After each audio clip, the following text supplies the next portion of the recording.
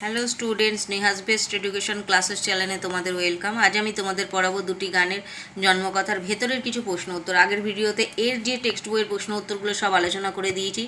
আজ আমি এর ভেতরের যে 1 নম্বর হাফ নম্বরে যে সমস্ত প্রশ্ন উত্তর আসতে পারে সেই বিষয়ে আলোচনা করে দেবো। চলো দেখে নিই। আর প্রত্যেকবারের মতন বলে দেবো কোনটা ইম্পর্টেন্ট, কোনটা কীভাবে লিখতে হয়। আর অবশ্য তোমরা দেখলেই বুঝে যাবে ইম্পর্টেন্ট কোনটা। এই যে পর্ষদ নমুনা প্রশ্ন দেখতে পাচ্ছ, এটা কিন্তু একটা ইম্পর্টেন্ট প্রশ্ন হয়। দিদিভাইরা প্রায় দিদিভাই কিংবা স্যারেরা প্রায় দিয়ে থাকে নানান স্কুলে। দেখো, মদন পল্লীতে যেমন কাজিন্স রবীন্দ্রনাথের সম্মানে যে সভার আয়োজন করেছিলেন, সেখানে তিনি জনগণ মন গানটির নামকরণ করেছিলেন assembly song of India, the evening song of India, the morning song of India, the national song of India. কী হবে? The morning song of India. এটা খুব ইম্পর্টেন্ট প্রশ্ন। তারপরে দেখো, গানটি এইভাবে আসতে পারে ফিল ইন দ্য ব্ল্যাঙ্কস হিসাবে: জনগণ মন ড্যাশ জয় হয়ে ড্যাশ অধিনায়ক ও ভারত ভাগ্য বিধাতা, পাঞ্জাব ড্যাশ গুজরাট ও মারাঠা ড্যাশ উৎকল বঙ্গ সিন্ধু দ্রাবিড়, বিন্দু ড্যাশ যমুনা ড্যাশ উচ্ছল জলধিত রঙ্গ। কী হবে? হিমাচল গঙ্গা। তব শুভ নামে ড্যাশ তব শুভ ড্যাশ মাগে জাগে আশিস গা হে তব ড্যাশ জয়গাথা। তারপর দেখে নাও অতি সংক্ষিপ্ত প্রশ্ন উত্তর: জনগণ মন অধিনায়ক জয় হে গানটির রচয়িতা কে? তোমরা ভালো করেই জানো, গানটির রচয়িতা হলেন রবীন্দ্রনাথ ঠাকুর। তারপরে হচ্ছে জনগণ মন অধিনায়ক জয় হে গানটি প্রথম কবে গাওয়া হয়েছিল? প্রথম গানটি গাওয়া হয়েছিল 1911 খ্রিস্টাব্দে 27 ডিসেম্বর। এটা কিন্তু খুব আসে পরীক্ষায়। জনগণ মন অধিনায়ক গানটির প্রথম পরিচয় কী ছিল? প্রথম পরিচয় ছিল কি? এটি একটি ব্রহ্মসঙ্গীত। এটাও কিন্তু ইম্পর্টেন্ট আসে। জনগণের মনের অধিনায়ক হিসেবে কার জয় ঘোষণা করা হয়েছিল? কার জয় হবে? ভারত ভাগ্য বিধাতার জয় ঘোষণা করা হয়েছিল। তারপর দেখো, ভারত ভাগ্য বিধাতার কাছে কি প্রার্থনা করা হয়েছে? ভারত ভাগ্য বিধাতার কাছে শুভ আশিস প্রার্থনা করা হয়েছে। তারপর দেখো কি আছে, আমার সোনার বাংলা আমি তোমায় ভালোবাসি গানটির রচয়িতা কি? আমার সোনার বাংলা আমি তোমায় ভালোবাসি গানটির রচয়িতা হলেন রবীন্দ্রনাথ ঠাকুর। বাংলাদেশ স্বাধীন রাষ্ট্র হলেও কোন গানের কতগুলি পংক্তিটি জাতীয় সঙ্গীত হিসেবে গৃহীত হয়েছিল? এই পর্ষদ নমুনা। এটাও ইম্পর্টেন্ট, দেখে নাও। আমি বাংলাদেশ স্বাধীন রাষ্ট্র হলেও আমার সোনার বাংলা আমি তোমায় ভালোবাসি গানটি পুরোটাই বাংলাদেশের জাতীয় সঙ্গীত হিসেবে গৃহীত হয়েছিল। মায়ের মুখের বাণী কবির কাছে কেমন লাগে? মায়ের মুখের বাণী কবির কাছে সুধার মতো লাগে।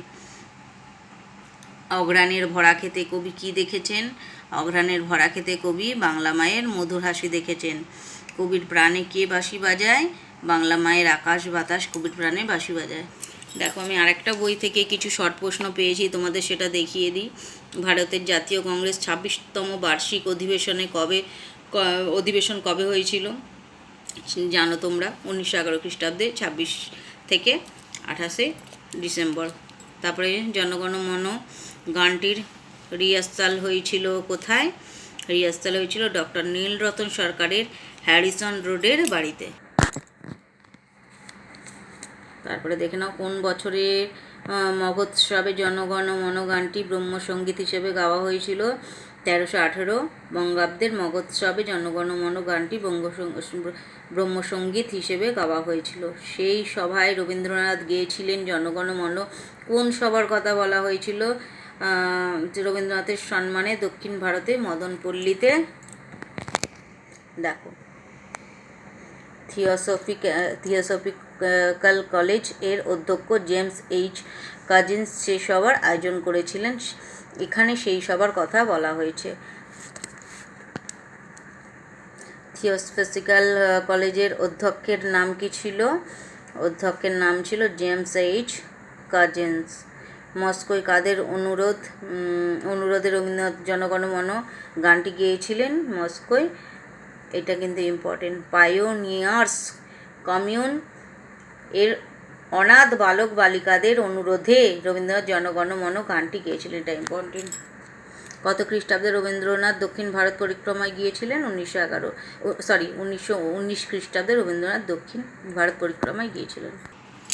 এই দেখো, আরও কিছু প্রশ্ন আছে। আমার সোনার বাংলা গানটি কবে গাওয়া হয়েছিল? 1905 খ্রিস্টাব্দে 25শে আগস্ট আমার সোনার বাংলা গানটি গাওয়া হয়েছিল প্রথম। আমার সোনার বাংলা গানটির রচনায় কাহিনী যে গ্রন্থ থেকে পাওয়া যায় তার নাম কি? সরলা দেবী।